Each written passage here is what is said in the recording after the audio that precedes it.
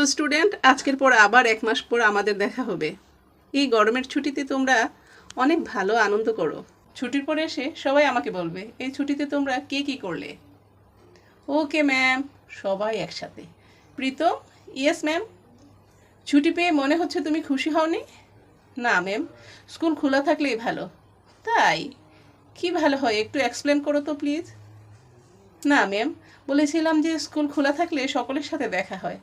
স্কুলে কি তুমি সকলের সাথে দেখা করতে আসো? না ম্যাম, আমি তো আপনার জন্য আসি, মানে আপনার ক্লাস করতে আসি। তাই? তাহলে প্র্যাকটিক্যাল সায়েন্স তোমার খুব প্রিয় সাবজেক্ট, তাই তো? একটু দ্বিধাগ্রস্ত হয়ে ভেবে বলল, practical science? Yes ma'am, yes. পুরো ক্লাসে একটা চাপা হাসির রোল উঠল। বুঝলাম। পরের ক্লাসটা আমার অফ আছে। ক্লাসের পরে স্টাফ রুমে এসো একটু। আমার সাথে দেখা করো তো প্রীতম। Yes ma'am. কথাটা শেষ হতে না হতেই বেল পড়ে গেল। Good bye student and enjoy your vacation বলে সকলের উপর চোখ বলিয়ে চলে গেলেন। যাবার সময় পিছন ফিরে প্রীতমের দিকে তাকিয়ে মিষ্টি করে হেসে বলে গেলেন, রিমেম্বার ইট। প্রীতম লজ্জাবনত মুখে মৃদু হেসে সম্মতিসূচক মাথা নাড়ল মাত্র। ম্যাম ক্লাস থেকে বের হওয়া মাত্র বন্ধুরা সবাই প্রীতমকে ঘিরে ধরল। আরে বস, তোর তো কপাল খুলে গেল। কি ব্যাপার গুরু, ম্যাম আজকে তোকে একা দেখা করতে বললেন? মনে হচ্ছে ডাল মে কুছ কালা হে। প্রীতম কিছু না বলে মাথা নিচু করে বন্ধুদের কথা উপভোগ করতে করতে স্টাফ রুমের দিকে এগিয়ে যেতে লাগলো। এতদিনে ক্লাসের প্রায় সবাই জেনে গেছে গার্গী ম্যামের উপর প্রীতম জোরদার ক্রাশ খেয়েছে। আসবো ম্যাম? এসো প্রীতম, বসো। না ম্যাম, ঠিক আছে। আপনি কেন আমাকে ডেকেছিলেন? ও হ্যাঁ, বলবো বলেই তো বলেছি বসতে। প্রীতম সামনের চেয়ারটায় টেনে বসলো। ম্যাম রেজিস্টারে কিছু লিখছিলেন। একটু পরে রেজিস্টার বন্ধ করে পাশ সরিয়ে রেখে প্রীতমকে বললেন, তো প্রীতম, তোমার পড়ালেখা কেমন চলছে? ভালো ম্যাম। আচ্ছা, পড়তে বসলে কি তোমার পড়াতে মন বসে না? বই খোলা থাকলেও নানা রকম চিন্তায় পড়া আর হয়ে ওঠে না। রাতে ঘুমানোর সময় এমন স্বপ্ন দেখো যা কারুর সাথে বলা যায় না। এমন কি হয় তোমার? হ্যাঁ ম্যাম, মানে আপনি কি করে?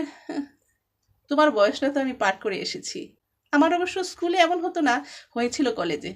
কি হয়েছে আমার ম্যাম? এটা কি কোনো অসুখ? মানুষের মনে সুখ না থাকলেই তো সেটাকে অসুখ বলে, তাই না? আপনার অসুখ সেরেছিল কি করে? আসলে কলেজের এক স্যারের ওপর আমি ক্রাশ খেয়েছিলাম। এমনই এক গরমের ছুটির পর কলেজে ফিরে শুনলাম ওই ছুটিতে স্যার নিজের বিয়েটা সেরে ফেলেছেন। আপনার স্যার জানতেন আপনি ওনাকে কতটা ভালোবাসেন?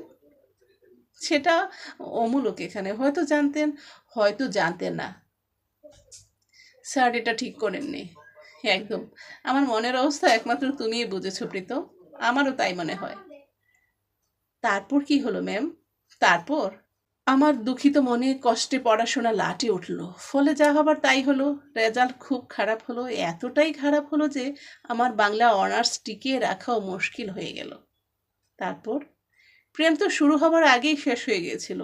এবার কেরিয়ার শুরু হওয়ার আগেই শেষ হতে চলেছিল।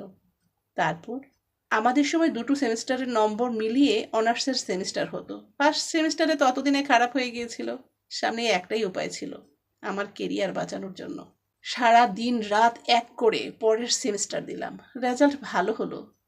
হ্যাঁ, পুরোটা কভার করা সম্ভব ছিল না, তবে যতটা হয়েছিল তাতে আমার অনার্স এ যাত্রায় বেঁচে গিয়েছিল।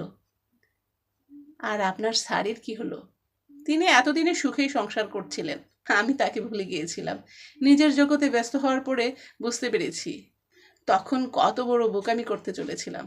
তাহলে আপনার ভালোবাসা অসম্পূর্ণই থেকে গেল? একদমই নয়। নিজের পায়ে দাঁড়ানোর পর বুঝলাম এটা ভালোবাসা ছিল না,